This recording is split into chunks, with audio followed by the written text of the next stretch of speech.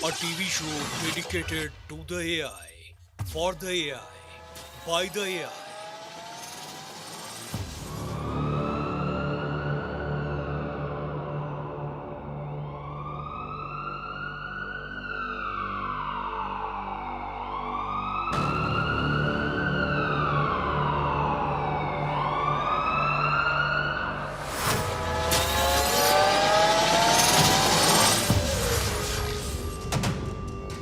इनके पास सिर्फ 5 मिनट का समय है।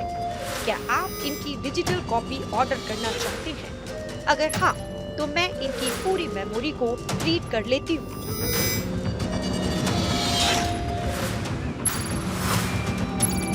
हेमा, मैं आ गई।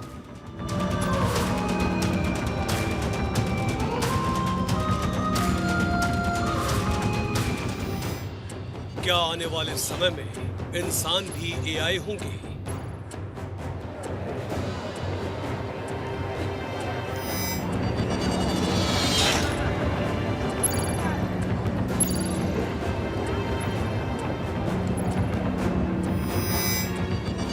क्या एआई जल्द ही आपकी ऑफिस चेयर पर बैठने वाला है?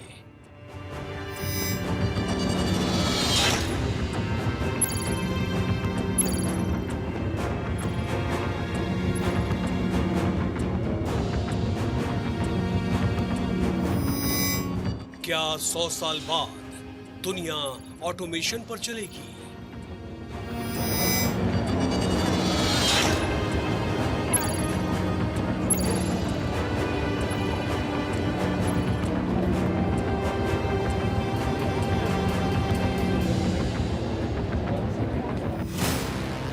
Man embarrasses AI.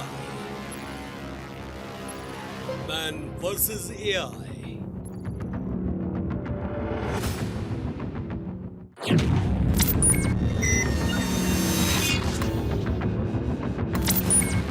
एक सवाल जो विज्ञान, तकनीक और हमारी जिंदगी के भविष्य से जुड़ा है।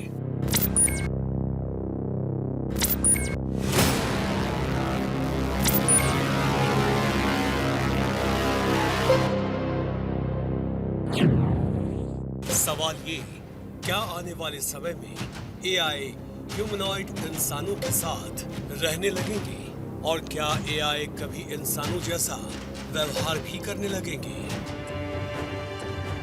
इसे समझने के लिए हमें थोड़ा साइंस के करीब जाना होगा, कुछ तथ्यों को देखना होगा और भविष्य के अनुमानों पर नजर डालनी होगी।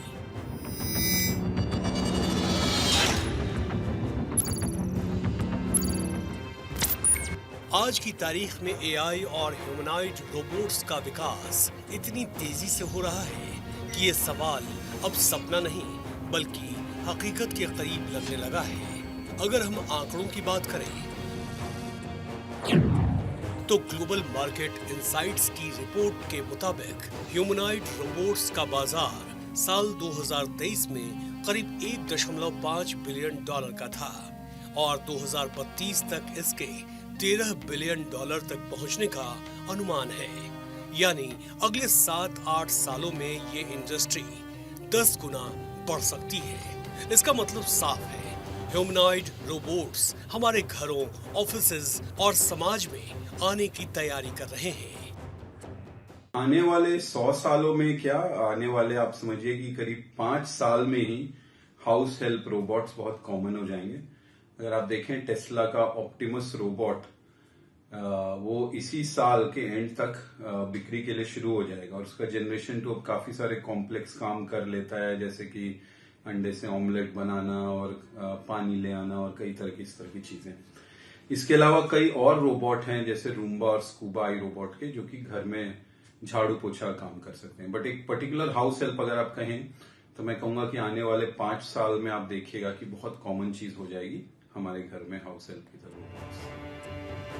जापान में सॉफ्ट बैंक का बनाया हुआ रोबोट पेपर पहले ही होटल्स में रिसेप्शनिस्ट की तरह काम कर रहा है। सऊदी अरब में सोफिया नाम का ह्यूमनॉइड रोबोट नागरिकता भी पा चुका है और भारत में भी इसरो ने व्योम मित्रा बनाया है जो गगनयान मिशन में अंतरिक्ष यात्रियों की मदद करेगा। ये उदाहरण बताते हैं कि ह्यूमनॉइड अब सिर्फ लैब में नहीं है, बल्कि वो हमारे बीच आ रहे हैं। लेकिन क्या ये इंसानों के साथ रह पाएंगे?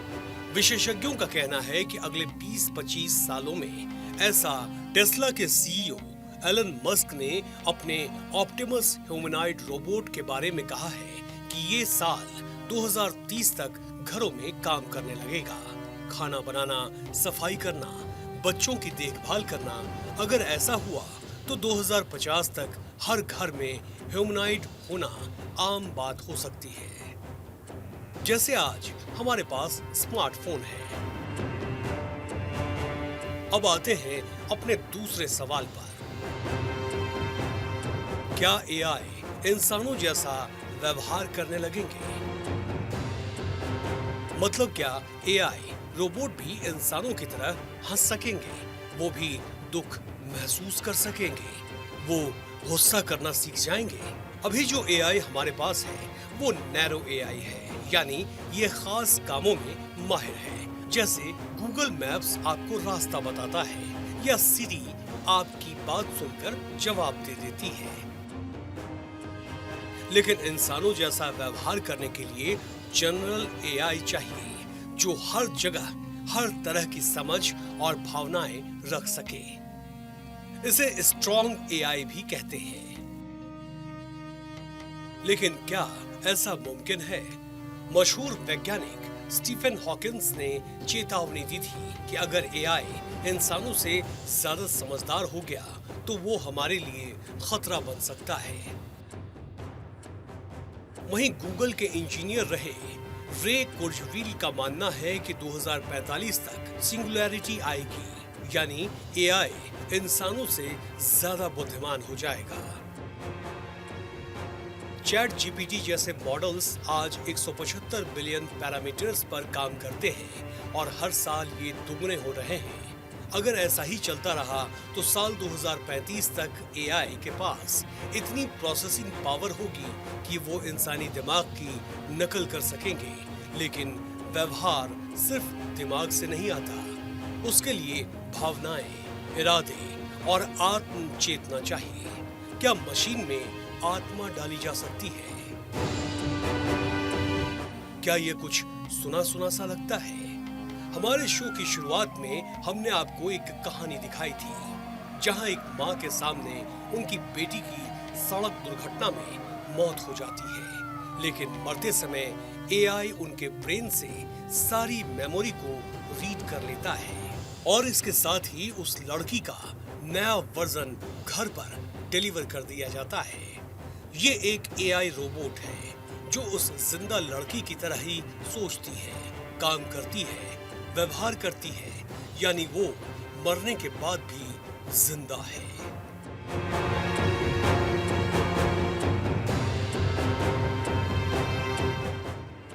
अगर हम अनुमान लगाएं तो साल 2050 तक ह्यूमनॉइड रोबोट्स हमारे साथ रह सकते हैं। शायद वो हमारे लिए कॉफी बनाएं, बच्चों को पढ़ाएं या बुजुर्गों की देखभाल करें, लेकिन इंसानों जैसा व्यवहार वो शायद 2075 तक कर पाए। जब तकनीक इतनी आगे बढ़ जाए कि एआई न सिर्फ सोच सके बल्कि महसूस भी कर सके। लेकिन सावधान रहना होगा, क्योंकि अगर एआई ने इंसानों की नकल शुरू कर दी तो वो हमारी अच्छाइयां भी लेगा और बुराइयां भी। तो क्या यही भविष्य है? ऐसे तो इंसान मरते रहेंगे और उनकी जगह एआई इंसान लेते रहेंगे, और शायद एक वक्त ऐसा भी आएगा जब इंसानों से ज्यादा इस इंसानी दुनिया में एआई इंसान रहने लगेंगे। और फिर शायद एक वक्त ऐसा भी आएगा जब इंसानों को अपने सर्वाइवर के लिए एआई से ही लड़ना पड़ेगा। और ऐसे ही समय के लिए हमने नाम दिया है मैन वर्सेस एआई।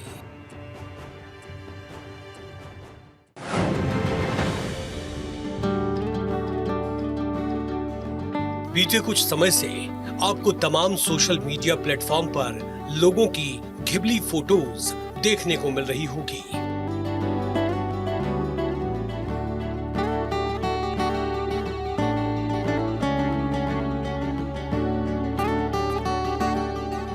देश के बड़े बड़े सेलिब्रिटी, बड़े बड़े नेता, हर कोई आज घिबली का इस्तेमाल कर रहा है। अपनी असल फोटोज को घिबली में बदल रहा है, फिर पोस्ट कर रहा है।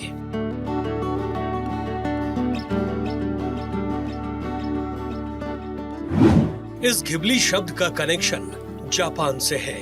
इसका श्रेय होआयो मियाजाकी और उनके स्टूडियो घिबली को जाता है। वो घिबली स्टूडियो के फाउंडर हैं। मियाजाकी को जापानी एनिमेशन के दुनिया का सबसे बड़ा चेहरा माना जाता है। अब यही घिबली एनिमेशन चैट जीपीटी अपने यूजर्स के लिए मुफ्त में बना रहा है।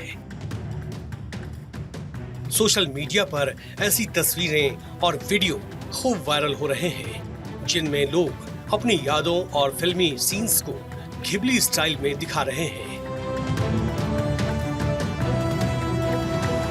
और ऐसा अनुमान लगाया जा रहा है कि आने वाले समय में एआई के और टूल्स भी इस तरह की इमेज और वीडियो बना सकते हैं। और इसका सीधा असर स्टूडियो घिबली और मियाजाकी के कमाई पर पड़ सकता है, क्योंकि मियाजाकी जिस एनिमेशन को बनाने के लिए मोटी फीस लेते थे, आज वही एनिमेशन एआई की मदद से कुछ ही सेकंड में बनकर तैयार हो जा रहे हैं। लेकिन क्या इस एआई का असर सिर्फ मियाजाकी पर ही पड़ेगा, या फिर दुनिया भर के ग्राफिक्स आर्ट डिजाइनर्स पर भी इसका असर देखने को मिल सकता है? घिबली के एआई फोटोज के वायरल होने के बाद ये चिंता जताई जा रही है कि अगर इस तकनीक का बड़े पैमाने पर इस्तेमाल होने लगा तो कंपनियां मैनुअल डिजाइनर्स के बजाय एआई का उपयोग कर सकती हैं, जिससे ऐसे डिजाइनर्स की नौकरियों पर संकट आ सकता है। वर्ल्ड इकोनॉमी फोरम की फ्यूचर ऑफ जॉब्स रिपोर्ट 2025 के मुताबिक ग्राफिक्स डिजाइन उन नौकरियों में से एक है जो एआई से सबसे ज्यादा प्रभावित हो सकती है। रिपोर्ट में कहा गया है कि एआई ऑटोमेटेड प्रोसेस के जरिए क्रिएटिव फील्ड में भी प्रवेश कर रहा है। ऐसे में यह अनुमान लगाया गया है कि आने वाले 5 सालों में डिजाइन से जुड़े 15 से 20% ट्रेडिशनल कामों की जगह एआई ले सकता है।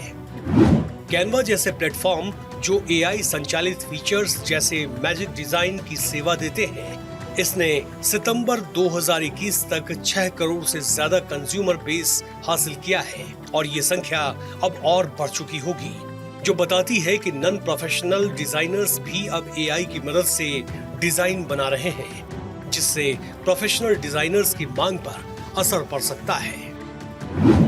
न्यूटेला की न्यूटेला यूनिका कैंपेन 2017 में एआई ने 70 लाख अलग अलग पैकेजिंग डिजाइन बनाए, जो पहले डिजाइनरों द्वारा मैनुअल रूप से बनाए जाते थे। और इससे ये पता लगता है कि एआई प्रोफेशनल डिजाइनर्स की नौकरियों पर सीधे असर कर सकता है। आज की तारीख में एआई बेसिक डिजाइन के काम जैसे टेम्पलेट्स, कलर कॉम्बिनेशन या रीसाइजिंग को तेजी से कर सकता है। अगर एग्जाम्पल देखें तो एडोबी फायरफ्लाई और मिड जर्नी जैसे टूल्स कुछ ही सेकंड में ऐसे डिजाइन्स बना सकते हैं जिन्हें बनाने में पहले घंटों का वक्त लगता था। मैकिन्सी की साल 2023 में आई एक रिपोर्ट के मुताबिक क्रिएटिव फील्ड में साल 2030 तक 30% तक काम एआई ऑटोमेटेड हो सकता है। यानी जो काम अभी तक एम्प्लॉइज करते हैं वो काम एआई करने लगेगा और इसका सीधा असर इन क्रिएटिव फील्ड्स में काम कर रहे लोगों पर देखने को मिल सकता है। कई मामलों में अगर देखें तो एआई का दिमाग ऑलरेडी इंसानों से तेज हो चुका है कई चीजों में। जैसे कि फॉर एग्जांपल अगर आप देखें कोई भी गेम, मेंटल गेम जैसे कि चेस है, तो चेस में अब एआई कंसिस्टेंटली ह्यूमन से बेटर परफॉर्म कर रहा है।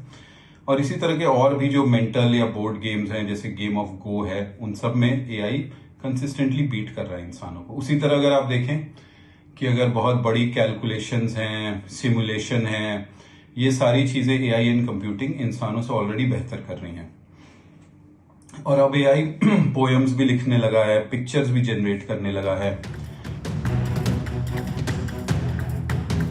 अब जो लोग घिबली तस्वीरों को अपने सोशल मीडिया प्लेटफॉर्म पर शेयर कर रहे हैं, उन्हें शायद इस बात की जानकारी भी नहीं होगी कि AI का फीचर आने वाले दिनों में कितनी बड़ी मुसीबत बनने जा रहा है। ऐसे में आज हम ये कहना चाहते हैं कि क्रिएटिव फील्ड से जुड़े लोगों को समय के साथ आगे बढ़ना चाहिए। इन सभी लोगों को इन AI एप्स के बारे में पूरी जानकारी होनी चाहिए और इनका इस्तेमाल उन्हें अपने स्किल्स को और बेहतर बनाने के लिए करना चाहिए। बाकी जो लोग समय के साथ नहीं चलेंगे, वो लोग इस रेस में AI से हार भी सकते हैं और ये एक ऐसा सच है जिसे कोई बदल नहीं सकता। Bureau report, Bharat 24।